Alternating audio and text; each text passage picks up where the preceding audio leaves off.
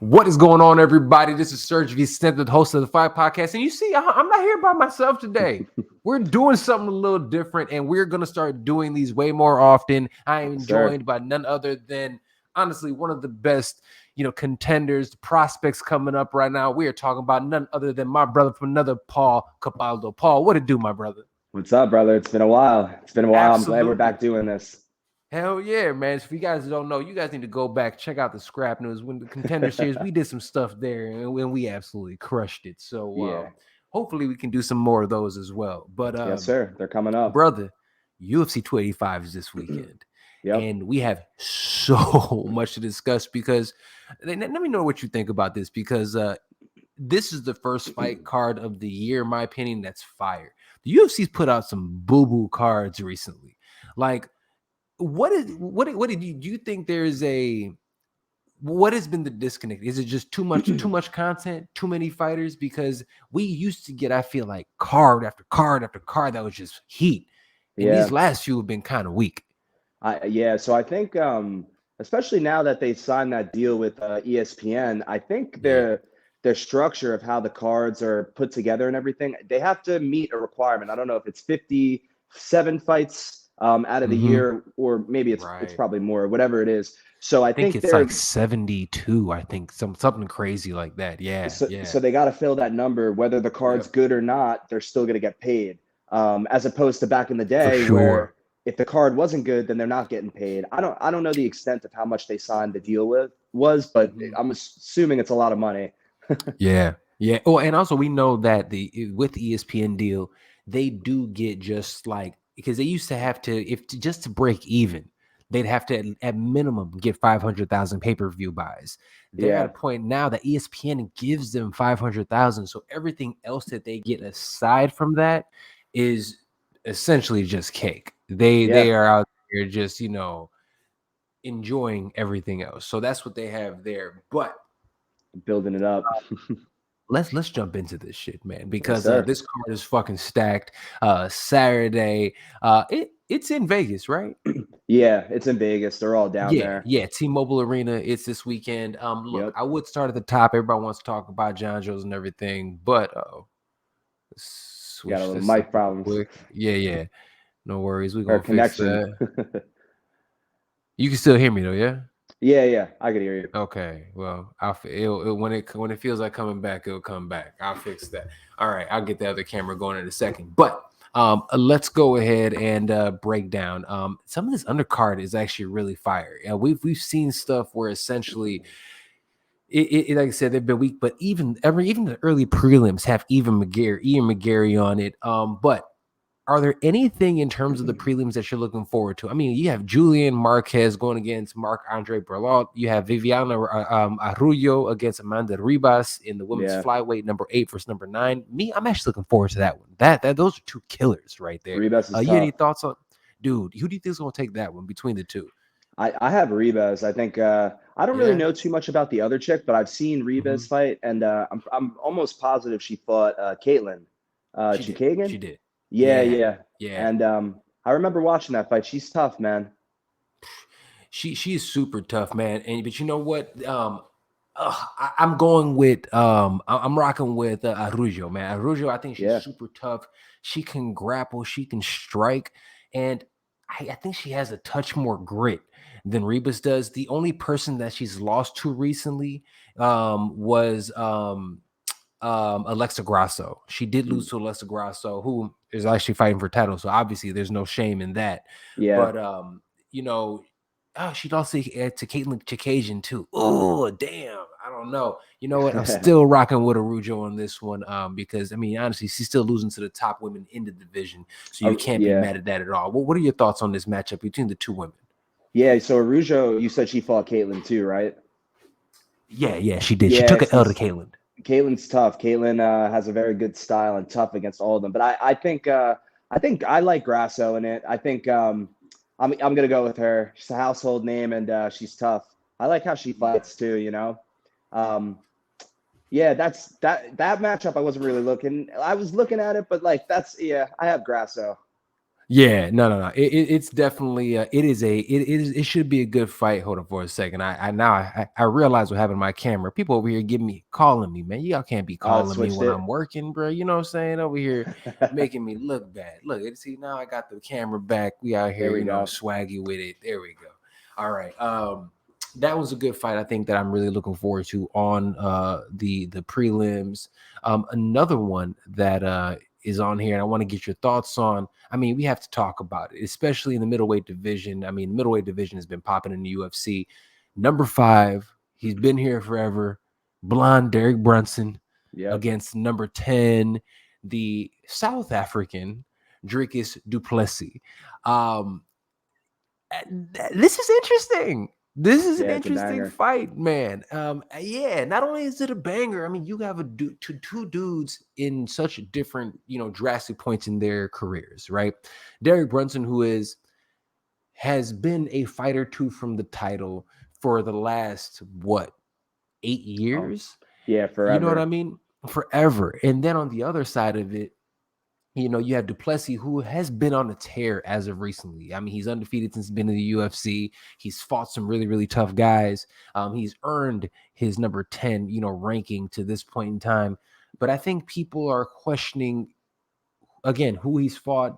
Does he have enough firepower to beat Brunson? We know that Duplessis can wrestle and grapple, but is he big and strong enough to essentially get through a Derek Brunson with all of that experience? Or then I gotta ask you this: Have we are we going to start seeing Derek Brunson age? Are we seeing him? Is he Mm. starting to get to that point in time that, what, this is, guys, he's still in his 20s, he's up and coming? Is this essentially the passing of the guard into the, in the contender range? What are your thoughts on that? Yeah, that's a great question to bring up, just because Brunson's been fighting for so long that it's like eventually, the newcomer comes, and eventually, these guys start slowing down. I think Yeah, I've been watching Duplessis since he's first got into the UFC. He's been on a tear. on a Um, super tear. yeah, man. I have Brunson in this. I think his Ooh. experience and yeah. So I was questionable if he is he going blonde this week. Did he bleach You the know hair? what? I have not seen the bleached hair, but Oh Blonde shit, Brunson is a different monster. So you he's know a what I'm savage. saying? But So if it's Blonde yeah, Brunson, it might be one. yeah. Oh yeah, facts, man. He's a savage. I think he hasn't lost when he's blonde Brunson, right? Or He maybe he has lost like his one loss. last fight. He lost his last fight. That was the first loss that he lost as Blonde Brunson, and he lost to. Let me go back over here. He lost to. I'm just pulling it up for you guys. Who was it? That was Jared Cannonier. Ain't no Okay. shame in that. There's no Yeah. shame in No. that. No. I like Brunson in this. I think his just experience is gonna. I don't think it's his time yet. I think he still has another run left in him for sure. And he's Yeah, well rounded. He's a lefty. He's tough. Uh, yeah. is Duplessis, is he a righty or a lefty? I feel like he's a I lefty, think but he's a lefty. Yeah, I think so yeah, too. yeah. I do think he's a lefty. Look, I'm gonna be honest with you. They do have a common opponent. They've both beaten Darren Till, Hmm. who is actually no longer in the UFC. I think came to a lot of people's shock this past week when he was taken off of the UFC rankings. We found out that he actually not only was taken off, he was one that asked for his release, and they actually granted it. So I was actually Yeah. kind of surprised about that one. But that's their common opponent. Uh I am Mr. I cheer for everybody black, but I don't know, man. Something tells me Duplessis, this might be his time, man. Father Time comes and touch people on the shoulder real quick. And watching his last fight, if Derek Brunson goes in there and is out of control, because he has a habit of doing that from time to time. If he wants to make a point, if he does that, I think he loses this. But you know what? I take it back. I'm going with Derek Brunson because you know what? Oh He yeah. is Mr. I turn away prospects. He has turned prospects away left and right. And the only people that have beaten him are people that are ready for title contention. And I'll be honest with you, I do not think Duplessis is there quite yet. Yeah, it's Brother, still early. I am with you. I think Derek Yeah. Brunson takes this one, especially if he's blonde. Uh, Yep, yeah, yeah. Then it's a especially solid. if it is blonde Brunson for sure. All right. Moving right along. This one is one that I know you have interest in. This is Yep. the one that is highlighting the prelims, the main prelims. We have former champion Cody Garbrandt go against Trevin 5-Star Jones. This is an interesting matchup. A few years ago, I'll be honest with you, I would have said these dudes don't belong in the ring together. I Yep. really would have said that. At this point in time, I think both of them are in a crossroads fight. This is legitimately a loser goes home fight. That's how Mhm. I look at this matchup. I mean, whoever loses this fight, we might see them on BKFC in a couple months. I think that's what I think about this fight. You have experience working with some of these dudes. What are your thoughts going into this matchup? Yeah, I like this fight for Cody a lot. I think Trevin Jones, he has 9 losses. It's a lot of losses. Um, Especially at the highest level. it is. He puts himself in very bad positions, and I think Mhm. his style. It's just we have a guy like Timur, my friend, trained with Mhm. Cody. Timur fought Trevin Jones, and he was Yeah. kicking the crap out of him the whole entire fight. I just see Cody dancing around, sticking and moving, and just being smart and staying away from the big shots. So I think Cody's gonna. I think Cody will walk through him. I think when Cody went down to 25, it wasn't a good Yeah. idea. He doesn't cut that much I weight agree to with get to. that. Yeah, he doesn't cut that much weight to get to Yeah. 35, and that's an advantage that a lot of people don't have. You For know, sure. yeah, because when it comes to the third round, where those, towards the end of the fight, he has Mhm. energy still, as opposed to someone Yeah. that's cutting 20 pounds, they don't. That's But real. in yeah, but in this matchup, I like Cody. I think Jones makes too many mistakes, and I think he's basic. It's a lot of left kicks, a lot of overhand lefts. Yeah. But if Cody uses his feints, and he could program him very early in the fight, and I think he'll pick him Mhm. apart. Let me ask you this, and off camera we were talking about this a little bit. Cody Garbrandt is somebody who, when he came in, he actually had some legitimate wrestling, and he's kind of gotten Yeah. away from that. Do you think this is a fight that he will start actually utilizing that again, or is it just like that is a former Cody and that shit is not there anymore? Like, what are your thoughts on his wrestling? I think he was a state champ from Ohio, and Ohio's a Right, great, it's very, very great tough. wrestling state. Yeah, Yeah, it's up there with Jersey, PA. I think I don't see why he wouldn't try to take Jones down, and I don't think that there's a reason why he can't take him down, to be honest with you. hmm Um, hmm just from what I've seen in Jones's fights, and I would like to see Cody use his wrestling a little more. He used it against right. Rob Font, and he, Yep, he took him down easy, you know? yep. He did. Yeah, so I think yeah, I would like to see him wrestle him. And you want to know why? Just because Jones, he has a big hmm left kick and a big Yes, overhand he left. does. But if Cody takes him down, it's going to be an easy fight. He won't take any damage, and he could fight in a couple of months, make a couple of $100,000. You know what I mean? Make some good For money sure. and move on. Now, really quick, check this out. Trevin Jones specifically has only an 11% takedown accuracy, but he does have 67% takedown defense. Wow. On Yeah. the other side of it, if we're looking at Cody specifically, Cody takedown wise is has obviously he has 83% takedown defense, but he has 31% takedown accuracy. It's not the best, but it's definitely not the worst that I've seen in the thing. So it just seems like he probably just doesn't use it as consistently. That's why Yeah. some of the shots aren't it. So it's just interesting seeing those numbers. Yeah, he's had so much success with his hands. I think that's Yeah, why. But a lot of fighters as they fight, there's a lot of footage on them, and you're able to study them more and more. And I think that would be a nice switch up if Cody started taking people down and then for mixing in his sure. hands later on.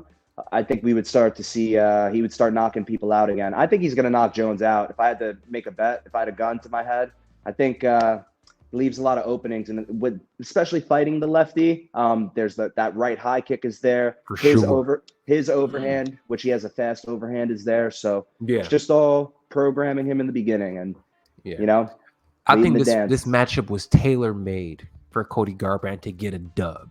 Yep. And this is no knock on Trevin. Trevin 5-Star Jones, he's a pro fighter. He's there for a reason. But I think that this was definitely put in there like, look, bro, we giving you a mulligan. Like, let's go out here and get this dub so we can give you something else. Um, I hope he does get the W because he's one of the most fun guys to watch in the sport, man. When he's actually cooking, I mean, I always go back to that Dominic Cruz fight. Oh I yeah. mean, when my man was out here breakdancing and shit on my boy, like it was something to see, man. And I would love to Yeah. see him get back to that. Okay, Main card time. Yes, sir. I'm fucking hyped, man. This card, UFC 285, is definitely the best on paper. I don't even know what the rest of the cards are. On paper, this still might end up being the best card of the year. From bell to bell. I mean, you have Ian McGarry on like the Facebook prelims, like whatever the hell those are, or whatever. You know what I'm saying? Like I know. crazy. Low key, that's mad disrespectful. But like For I sure. like, but I've been looking forward to it regardless. But speaking of people that some of the people on this card were Cody Garbrandt specifically, and a couple other ones were a bit irritated that this dude actually was on the main card when they're not. We are talking about none other than the Phenom, the national champion, Bo Nickel. Bo Nickel is making his actual, UFC debut. He's 3-0, 3-0 record. He's fighting Jamie Pickett. Now, Jamie Pickett's 13-8, but dude's, decent. He is coming off of a loss. Paul, was this fight just set up to make Bo look good? Yeah, I think so. I think Bo's going to run through him. I think especially having more time to prepare for him. Right. It went in Bo's favor to have a little more time. It's tough. I mean, because once this guy's probably so worried about the takedowns and stuff, it's it's no good. So I have Bo winning here. I don't know how he's going to win, but maybe I think submission or whatever. But I do think that Bo is going to just take the show here. Man, I'm with you. He wins by whatever. All right. One thing that I give Bo credit for, I mean, he comes from American Top Team, so he's super well schooled, and he has legitimate striking. He has legitimate striking. He goes out there, he could throw hands. And Jamie Pickett, I mean, look, man, I think Pickett has good power. He's a tough dude. We've seen him in here with some good guys. He also had 8 losses on his record. I'm sorry to say this is a fight that is set up to make the Phenom look even better. So they're going to start really pushing him to the top. Like, and don't get it twisted. I want to see him get fast tracked to somebody like a Hamzat. Like, that would be entertaining to me. I want to see him against somebody that we look at. We're like, okay, this dude is legitimate. Now, he out here talking about he can scuff and Israel Adesanya and the top guy. You relax. Yeah. You know what I'm saying? Those are totally different monsters. especially on the feet too, because it's like he would go right for a takedown. Dude, I think he could take Izzy down though for sure. But I think being on the feet and having to worry about all of his strikes, it would be tough. But yeah, Bo's gonna run through this guy. Absolutely. And I think Izzy's way tougher to take down than I think people give him credit for. Especially when he's against the cage.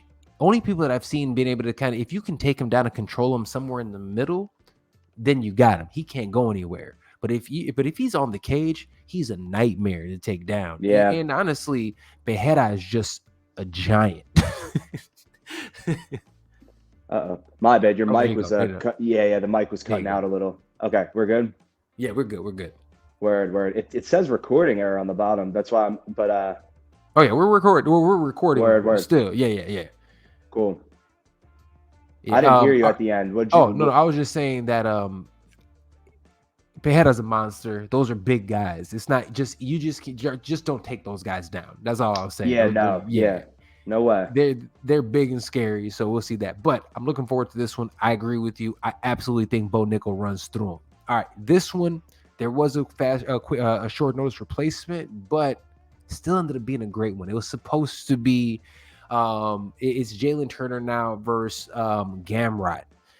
Matisse Gamrot, number 7 versus number 10. Matisse Gamrot is a -205 favorite. His last fight, he did lose to Beneil Dariush. I'm gonna start this one. I think Gamrot is great. Me too. I think Gamrot can be a contender. I love his striking. I think that Jalen Turner is a unicorn. He is 6'3", fighting at lightweight. He can strike, he can grapple, and I think we have not seen the top of his potential yet. I think this is going to be a coming out party for Jalen Turner. I got Jalen Turner getting a finish in this fight. I like Gamrot.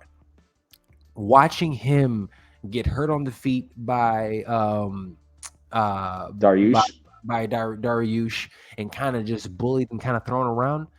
made me look at him. Now, granted, he had an amazing fight. He did beat Saryukian, who I think is incredible. I really do. I don't know, man. He just hasn't totally convinced me. What do you think about this matchup?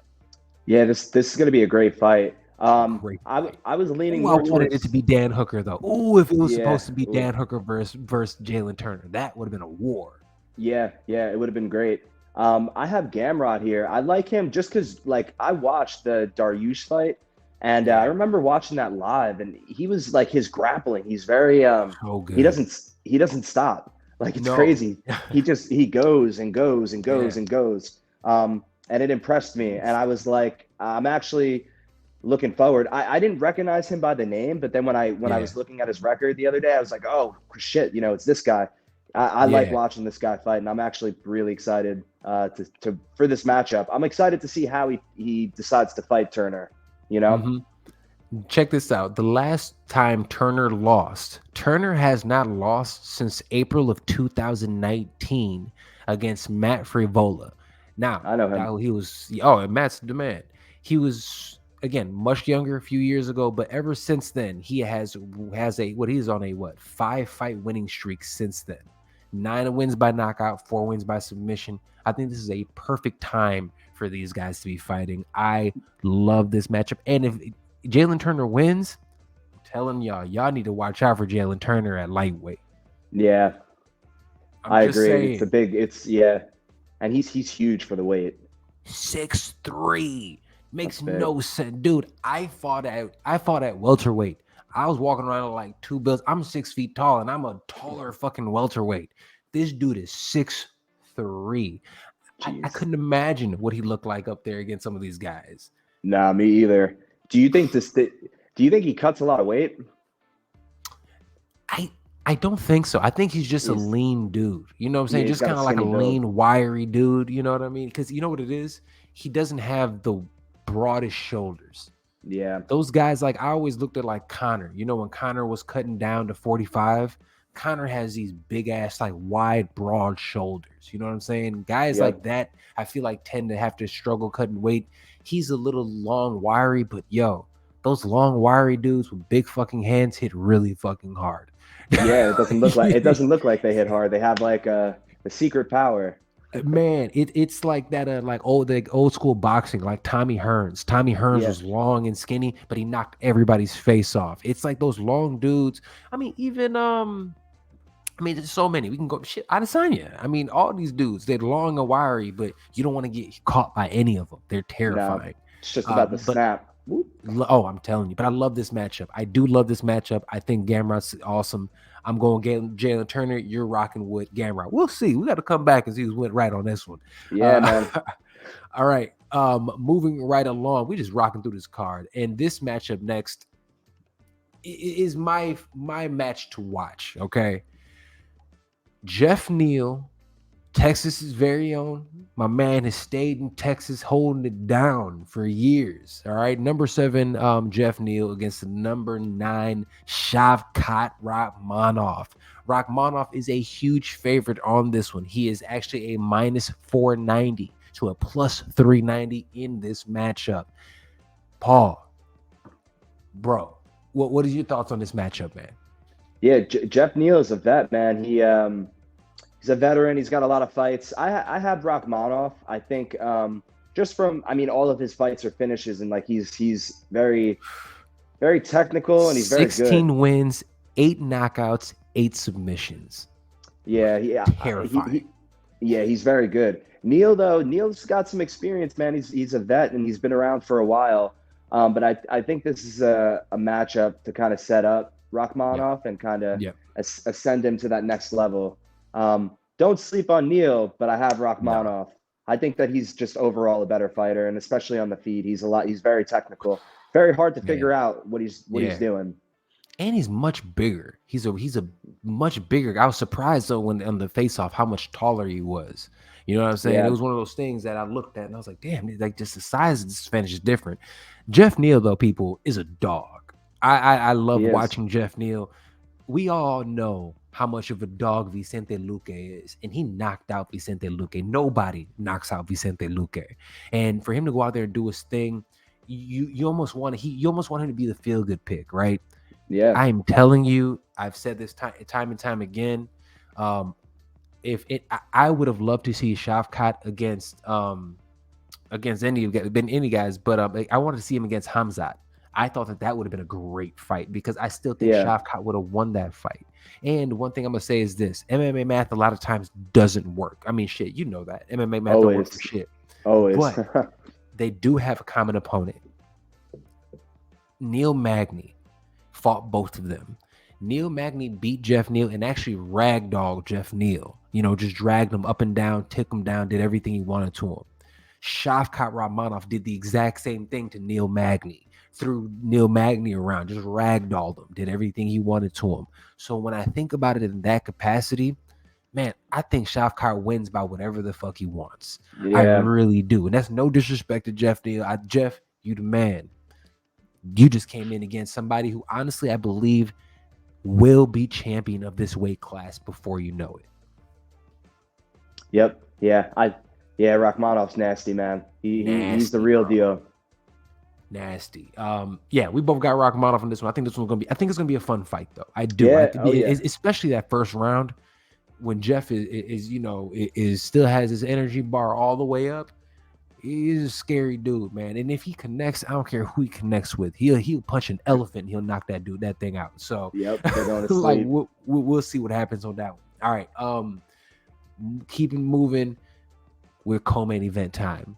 Yeah. We are talking about the GOAT. Yes, I said it. I call her the female You GOAT. said it. Valentina Shevchenko is going out there against a very, very talented Amanda Grasso. And really quick, I got to give a shout out to Mexico because there are 4 Mexicans in the UFC. Well, there's more than that now, but we already have, 2 champions and 2 that are in title contention. We have Amanda Grasso, we have Ildana at 35 as well. So the Mexican MMA is growing, and I'm loving what I'm seeing because all these athletes coming from that area are we know what the Mexicans do in boxing. Yeah. Seeing that Mexican mentality and energy in MMA is something, one of the most fun things to watch. Seeing Yair Rodriguez go out there and just put the pieces to Josh Emmett was something special to see. And I'll be It honest with was you, great. people, don't be surprised if he actually beats Volk. It's just because he's one of those guys that you don't see where the shots are coming from. I know he's So quick, bro. he's quick, bro. And he throws shit. People talk about John Jones being creative. I don't think I've ever seen a more creative striker than Yair Rodriguez. He's throwing punches and kicks. And do you remember when he knocked out the Korean Zombie at the Elbow. Yeah. buzzer? Walk off, take that with you. I Terrifying. watched Bro. that live. I didn't know what happened. I was like, why did he just? I was like, did he just dive over or something? I Yeah, was like, what the I hell? had no clue what happened. I'm like, did he just fall? Like, why did all of a sudden he look like Manny Pacquiao taking this? Like, what happened? Yeah, man. He shut the lights off. It was This nuts, is a man. sick But knockout. we're talking Grasso. We got Grasso. We have the Bullet Shevchenko. People have been knocking Valentina her last couple matchups because they have not been as dominant as people wanted to be. What are your thoughts going into this? And does Alexa Grasso have enough to take the title from Valentina? Yeah, I have. So I think Valentina is going to probably run through Grasso. I think she's way more she's just well-rounded everywhere. Yeah. And Grasso likes to stand. Um, Her and boxing is her main thing. yeah, and it's not good against Valentina. We have coach there, Richie Van Houten. Mm-hmm. He trains with Valentina. He's actually out with her right now. And just from just what he's told me and stuff, she's the real deal, man. I think in terms of her not being as dominant, could be like lack of competition. Facts. Also, she's been competing for a really long time. I mean, bro, she's been fighting since she was like 5 or 6 years old and competing. She's been in the sport for a really long time. So and like I said before, the more footage there is, Oh yeah. the more ways there are to beat whoever the footage is on. So I mean, there's hours of Valentina fighting, and people still haven't been able to figure her out. Right. I'm gonna go with Valentina.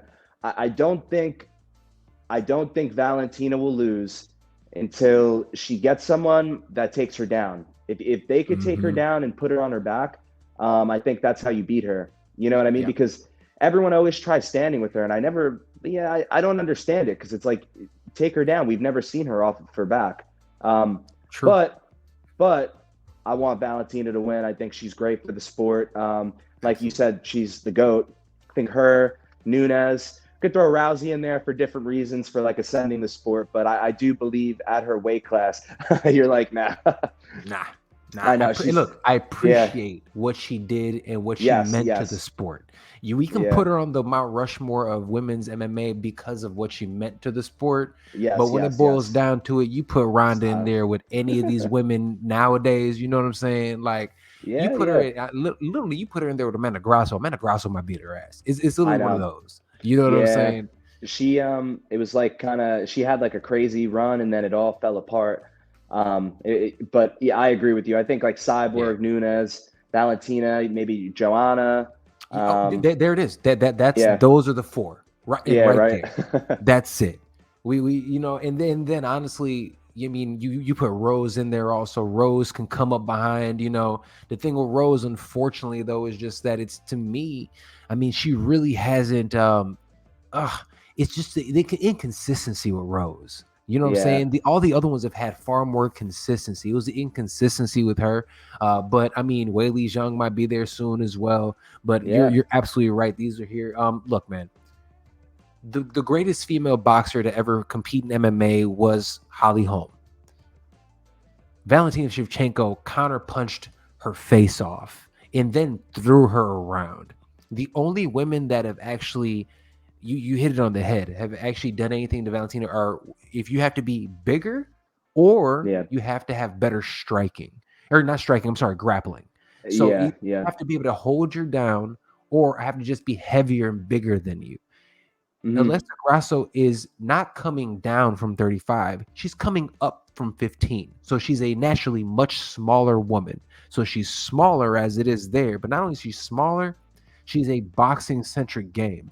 Yeah, Valentina wins by whatever the fuck she wants to win by. She also, anytime Valentina's pissed and goes out there to prove a point, the last time that happened, she fought Jessica I, and we remember what that looked like. yeah. The head kick. Oh yeah, man. Yeah, I think she's gonna run through her and kind of do what she wants. I'm Agreed. telling you though, who's the chick? She's from Jersey. She just fought on the last card. Oh Blanchfield. man, yeah, yeah, Yeah, Aaron she fought for Blanchfield. CFFC. Yep, Bro, she's I'm good, telling you, man. I think she'll give Valentina a hard time. And shout out to her. She's very fucking good. And on top of Yeah. that, if I'm telling you, bro, if she were to take Valentina down, I would bet a lot of money that she could submit her. So Ooh. I think that yeah, I think I'm going, man. I don't know if it's because she's from Jersey. She fought for CFFC, but bro, I watched her. She's fucking elite, She's man. cold. Yeah, she is, Yeah, and yeah, she she's is. young too. She's Yeah, only like 23 right now, man, and she can, yeah, and she has that I haven't lost energy right now. yeah, Like I don't know how to lose. That there's something to that. I think she needs one more win, but I yeah. think by the end of the year, I definitely see her going up there against Valentina. Personally, I would, I can I absolutely would, see that. if I was her coach, man, because like you said, she's 23. Just wait a Yeah. little, because you want to know why? She'll fight for a title no matter what. But like we were saying, Valentina, how old is she? 34, 35? Third, actually, I only think she's 33. Oh shit. Yeah. I think She's we might have 30. to deal with Valentina for a while. No, but that's Yeah, fine. So like, yeah, find out how old she is. I thought she was I'll like tell you 34. right now. She might be 34 here. I'm pulling it up right now. Let me see. Yeah. Oh, age. Let's see how old she is. Up 34. Just turned 34. Yep. Yeah, yeah, I thought that. So I would like to see Blanchfield just wait it out, wait a year or two, right? Get that experience. And obviously, if the fight comes, it comes. It But come. I think Exactly. Exactly. Valentina will be older by then, and you know, she'll have a wear and tear on her body, and there will be more film, and just you Yeah, know what I mean. yeah, I hear Blanchfield's you. young, but I think Yeah, she'll be the next champ in that division for sure. I can Calling see it. that. No, I'm no. That's a great call, man. I think after what she did, her last few performances, man, she's legit, and her grappling is Yeah. super legit, man. So I can't knock her in the least. But the Bullet wins this one via whatever the fuck she wants. Yes, Let's sir. just keep it a buck. She gonna go out there and do Yeah. it. Yep. All right, brother. We're here. We have made it. We are Hell here at the yeah. main event. We are talking about the return of the king, Yep. John Bones Jones, against Bongaman, or however they say that, my boy Cyril Gahn, the Ooh. gentleman. Look, man, we haven't seen John in 3.5 years. We saw him weigh in, coming up there yesterday during the media day. He is ginormous. Granted, much chunkier than I thought he was. He looks just like he definitely put on a lot of more muscle, but he is not. He's a little softer than I think a lot of people thought he would be. Yeah. But as an athlete, I don't think, I don't know. I have different feelings and thoughts of that. What are you thinking about in terms of his just physical appearance at heavyweight? Do you think he did it the right way? Yeah, bro. I definitely think he did it the right way. I think the way that he did it, to be honest with you, is the only way to fucking possibly do that. To gain that much weight in that amount of time. Yeah. Yeah. Off topic, but I saw someone, their jiu-jitsu competitor, post about how they gained 10 pounds in the last like 6 months or whatever. Uh, And I'm like, that's not possible. That's not with possible at 27, 29. Not possible. Sorry. Unless you're um, having that acai, you know what I'm saying? That's yeah. the only Oh, way you yeah. could get it. You They got that they were. acai, maybe you can do it. Yeah. But in terms, but for Jones, I think that he did it the right way. And he looks big. You know, the Yeah. one thing that I thought was interesting was like when they were standing next to each other. I think Sarogan is just bulkier. You know, like he's a little Oh thick, yeah. He's and definitely thicker. Yeah. And I think that even yeah, you could surprised John. see. You saw John looking at his shoulders like, I didn't think the dude was this big. Yeah, bro, he's fucking big and he's quick. And he's fast. Like we know how Sarogan's gonna fight, right? Because he fights the same every way. He's very smooth, light on his feet. But we don't know how Jones is Chess gonna master. be. Yeah, yeah. We don't know how Jones is gonna be with that added weight. And like Right. with the speed and stuff like that. So it's gonna be and also in later rounds. I think it's gonna be interesting. I do as well. And that's something John has always talked about how he's like, I've always had a gas tank. Well, yeah, you had gas tank at 205. You've Yeah, never had to, in a fight, really going back and forth, had to carry this much weight. He's over yeah. 250 pounds, so I'm very curious on that. And one thing that I'm also curious, I want to get your thoughts on this. We always talk about John Jones being a fantastic grappler, right? And I got some stats I'll bring up in a second. But he's a solid grappler. He hasn't utilized his grappling in the same way ever since. Remember that Chael Sonnen fight where his toe popped off? Yeah, yeah. He Yep. At the hasn't Prudential. wrestled. And one thing you have that background, you understand when you don't have you can't posture. Do even if you're a Greco guy, you need your toes to wrestle. You know what I'm saying? Yeah, that fight would have been So stopped. Yeah. 1000%. So could you imagine if Chael Sonnen won the belt? The shit talk he would have had if he won the belt just because dude's toe fell off. Wait. Oh, sorry. It uh, kept the mic cut off a no, little no when you worries. said that. I was saying, could you imagine how all the shit Chael Sonnen would have talked if he won the belt via disqual, Oh because my he couldn't God. continue? You It wouldn't have would have heard been the the end of most it. hilarious shit ever. Yeah, that would have He was been. like, I I ripped his like. toe off from my back. Yeah, right. That was intentional. I like Chael Sonnen. He's funny, man. He's hilarious. No, he really is, man. He's good for the sport. But I will say this: his wrestling, he hasn't utilized it in the same way Yeah. that he used to. So people always are like, "Oh, he's just gonna rag on, throw him around." I'm like, I haven't seen him do it. He didn't do that to light heavyweights in the last few fights. So why would he do that at heavyweight? You know what I mean? Yeah. Another thing that I've noticed with John Jones is that people always talk about the striking. They're like, "Oh, it's comparable striking," and I always found it interesting that he said that Thiago Santos was a better striker than Cyril Gahn, which Hmm. I thought was hilarious. I really did. I mean, I think they're on two totally different levels. We're talking about professional Muay Thai fighter against the guy who just doesn't really have technique, just throws hard as shit, right? Yeah.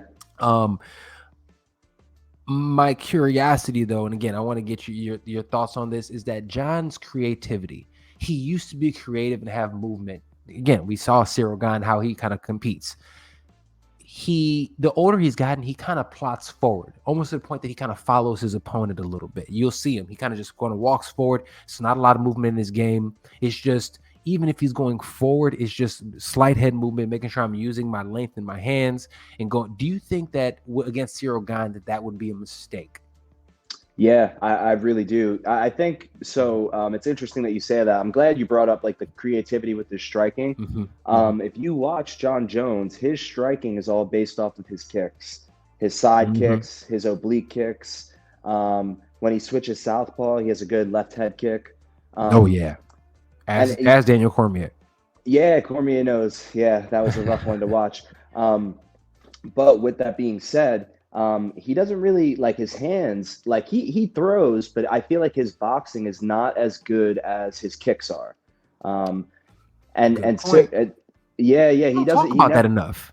No, and I've studied John Jones since I was like, since I watched MMA. I'm a huge fan of his. Yeah, his kicks are the creativity. That's where it comes from, and then he adds the elbows in, and all that stuff. But against Gahn, they're around the same height, so I don't know. Like I think he'll be able to similar reach too. This is the closest somebody's been. Only 1 inch reach difference. Yeah, so I think Jones, like I could see him using that side kick a lot, but I think he's going to be forced to use his hands a little more because Gahn's going to be throwing a lot of offense at him. Yeah. And Jones, a lot of the times he'll back up, stick his arms out and use that reach, but it's going to be tough if he's getting chipped up with someone that has the reach to match his, you know? Exactly. It's good. Great point, man. It's interesting that you say that, man, because that's the thing that I was looking at. It's like the size factor, right? And he loves to bring up, for instance, like how, Francis threw him down. My rebuttal to that is that Cyril Gahn expected a striking matchup. Yeah. And when you're expecting one thing and somebody does something completely different, it does fuck up your game plan. And he even said, he was like, it wasn't technique that took me down. He was like, he's just strong as shit and just held me there. He was like, and this dude walked around 300 pounds. He was like, I don't see anybody else that big running around, chucking people around. So when you look at it in that way, bro, like there's so many question marks. Like we don't know what John's going to be like at this weight class. I don't know his speed because we have seen him hold pads. He doesn't look as fast, but and it's funny because coming into this matchup when it was first announced, Cyril Gahn was a favorite. Now John Jones is a favorite, and I think he's the favorite because when John talks, he's convincing. Yeah. He goes out there, he's deadpan, his that psychopath eyes and shit he got, like you look at it and you believe it. Let's jump into this. Paul, who you got? How is this going to end up? I have Jones by decision. I think that even though he's been off for 3.5 years, I think that might help him. He's been getting better. I know he's not at Jackson's anymore, but I have Jones by a decision. I think he's going to be able to do what he wants. And I do think he'll get that takedown. The question really is, how will the extra added weight be when he's wrestling a lot and using his grappling? Right. Is he going to get a little tired? But yeah, I have John Jones. I think it's good for the sport, and I think that he's just the more like he said, he's the more complete fighter overall.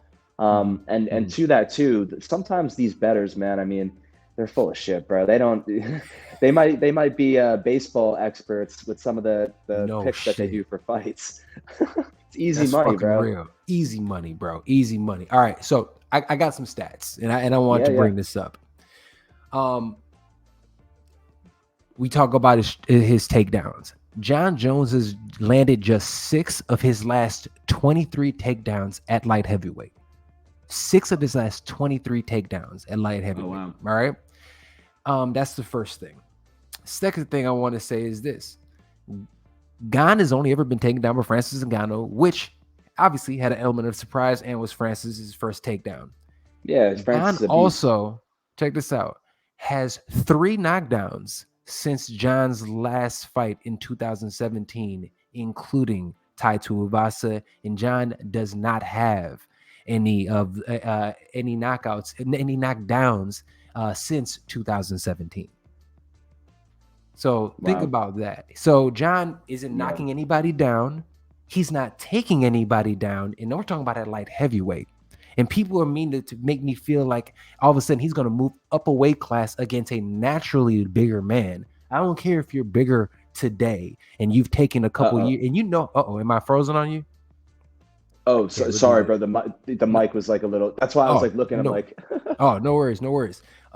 My thing is that I'll say this with John Jones, he hasn't knocked anybody down at light heavyweight. He hasn't taken anybody down at light heavyweight. yeah, yeah, Why am I going to think he's going to do that at heavyweight now? A weight class up against a guy who is much larger. Now, it was like, oh, he's big now. Yeah, he's big now, but you know this. You know those guys that are just have been bigger, or you can move up, but if they've already been that size, there's that like there's a strength difference. And I'm yeah. looking at it, and we're looking at Cyril Gane, who has zero body fat on him, I know he's a zero, and he's savage. the same weight. So you have that size and everything, and then again the movement. I'm talking. My thing is this: I look at the movement and how the lateral back and forth. John Jones has always struggled with athletes that are similar heights to him, and I'm looking at that as well, and similar length. If he has somebody Yeah. with similar length and similar height, he does not do extremely well, and it's harder for him to take those guys down. He really does Hmm. struggle with taking those guys down. So with all that being said, this is what I see. I see this fight being one of two options. Okay, I think John Jones loses this fight, and I think he loses this fight via either a typical Cyril Gane decision. He went out there. He's faster than John. He boxed his face off. But what I Hmm. think is going to happen is this. John Jones has a habit of saying, if you think you're good at this, I'm going to do what you do better than you do. And I'm going to beat you at this. If he does that against Cyril Gane, I think it's a mistake. I Oh think he yeah. goes in there. I'll be honest with you. We're going to see John Jones get knocked out cold in this fight. Oh, I think that's he's going to bold. run up on him. He's going to get knocked out cold. I think third round, between second and third round, he's going to walk into something and get cracked. Because here's the thing. He has not been showing Gane respect. He thinks he knows everything about this. Hmm. 3 years off, brother, you know this as a fighter is a long time to just go back in there and go in the top of the division against a guy who has been there doing his thing. 100%. I 100%. I think that I don't think this is going to end well for John. I think he gets lumped up. I have Cyril Gane winning this fight by knockout. Nice, bro. Yeah, I'm telling you, man. I could see that happening too. I didn't really like this fight matchup for Jones. I would have rather have seen him fight Stipe. He beats Stipe. He absolutely beats Stipe.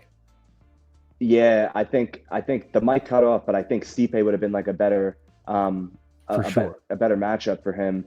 But yeah, like the way you said, if he does play Cyril Gane's game, Cyril Gane, man, he'll just point fight him, and he has better hands than Jones, and he has better. Jones Yes. doesn't have good boxing. Um, No. he listen, he's got good boxing, but like it's actually a funny Decent. story. Yeah, funny story about Jones. There's an boxing gym up in Patterson that I train at. It's called True Warrior. Yeah. Yeah, and he sparred there back when he lived in New York, and one of the guys actually like knocked him out or something. That's what, and it was one of the guys, like the professionals there when they were boxing, they knocked him out. Yeah. And listen, that shit happens. John Jones Of is course. that's Everybody boxing. gets That's this. touched. But I'm telling you, Jones is boxing and his hands and his technique with the strikes. His boxing isn't as good as Cyril Gane's, so I could see that happening. And I Yeah. think the power difference, like, bro, Gane is big, man. He's big. And Gane has legitimate knockout power with his hands and his feet. Yeah. John doesn't Yeah. have knockout power with his hands. You know, he doesn't. He has it with his legs for sure. And then we're talking about like the leg kicks, right? Yeah. Bro, nobody has really ever attacked John Jones's legs. Yeah. Good point. Cyril Good Gane point. throws a lot of leg kicks. Not only does he throw a lot of leg kicks, he actually digs in. He'll tap you, tap, and then he starts hammering leg kicks. Not only does he throw good leg kicks, John does an amazing job of trying to attack people's body. Nobody in the heavyweight division attacks people's body more than Cyril Gane. He actually throws a that teep to the body, and it's very stabbing. He like stabs it at people's Yeah. body. Watch out for that. I think he hurts John Jones, and I think John Jones, this very similar to the way Tai Tuivasa got knocked out, leaning in, he's going to get cracked with something. We see him get wobbled, and if Cyril Gane gets on top, it is a wrap, son. I really believe Yeah, that. yeah, good pick, man. I could see it happening, man. It's gonna be a good one. It's going to be a good. I'm so looking forward to this matchup. I mean, it is. This is what we love as fight fans. We love Yes, sir. this shit. You know what I'm saying? This entire card is amazing. Let me ask you this: who at the end of the weekend, in your opinion, is going to be the story of the card? Who is going to be the story of the weekend? Hmm. That's a good question. I think it'll be John Jones. I think Win or for lose? better, yeah, I was gonna say Yeah. for better or worse. I think it's gonna be John Jones.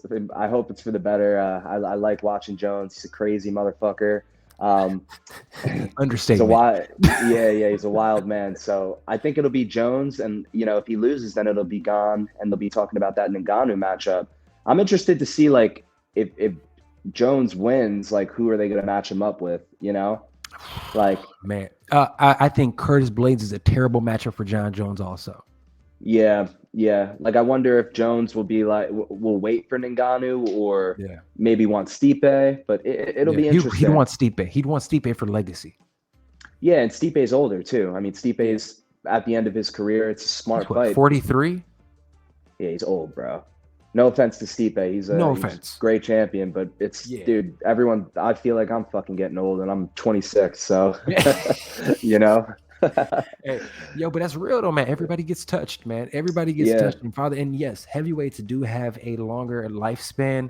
But once you start getting to 42, 43, look, man, not everybody's Randy Couture. Not everybody's Yoel Romero. Okay. Like that shit yeah, hang comes it and up. gets you. Hang it up. All right, man. I think at the end of the weekend, I think Francis Ngannou is going to be the talk of the weekend. And the reason I say he's going to be the story of the weekend, because Francis Ngannou is going to be able to say, I'm still the best heavyweight in the world. Yep, that's a great. Yeah, I agree with that. I like that pick for the Yeah. talk.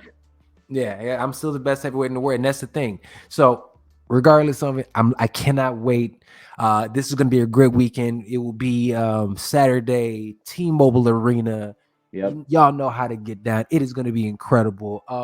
With that being said, man, I think that's about all the time we got, man. Yes, sir. This is SERG VICENTE the Fight Podcast. Paul Capaldo, brother. You know what I'm saying? This is an association. You know what I'm saying? A Yep. co-podding, you dig, today, man, with Paul, man. Paul, please tell the people where they can find you. Yeah, so I'm on Instagram, Paul Capaldo. That's where I post all my social media and my content and my fight announcements, all that stuff. Just at Paul Capaldo. There it is. And look, man, and before your next match, we're going to get you on the Fight Podcast. We got to talk about all that and everything you doing as Oh, well. 100%, man. 100%. Heck yeah, man. Well, all right, man. With that being said, this is this episode of 365 of the Fight Podcast. Yes, we got over 365 of them shits. Yep. Go ahead, and if you guys like what you're doing, like, share, and subscribe to this video and everything else that we're doing. Do that same thing with Paul when he does his stuff as well. Paul, stick around real quick so I can send you this video. So don't go nowhere. Everybody else, Definitely. we love y'all. We'll see you Peace. next time right here on the Fight Podcast. Enjoy the fight.